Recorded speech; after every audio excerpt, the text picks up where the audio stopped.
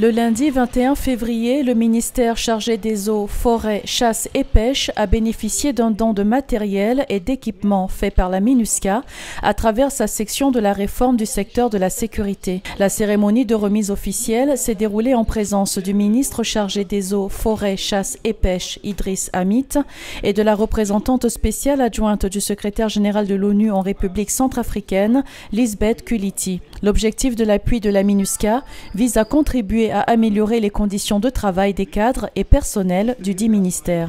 Le ministère des Eaux et Forêts représente un secteur essentiel.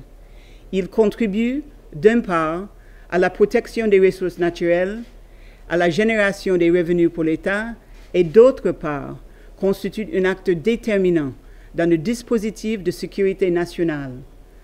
En effet, les agents des eaux et forêts appelés à exercer des missions de sécurité publique concourant à la protection des populations, à la surveillance des frontières et à la lutte contre la criminalité nationale et transfrontalière.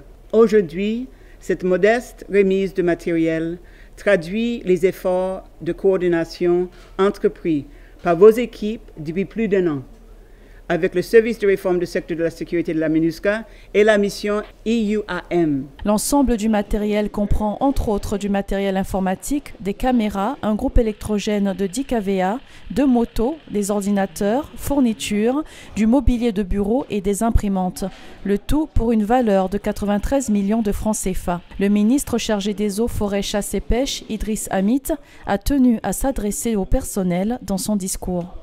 Pour vous les utilisateurs de ces matériels et équipements, je vous demande de faire bon usage et qu'ils servent effectivement à l'amélioration des conditions de travail des services au bénéfice de la population. Cette remise d'équipements et de matériel vise à renforcer les capacités fonctionnelles et opérationnelles du ministère et contribue aussi à la restauration de l'autorité de l'État. Les agents du dit ministère travailleront dans de meilleures conditions dans leur mission de sécurisation et de protection sur le territoire national.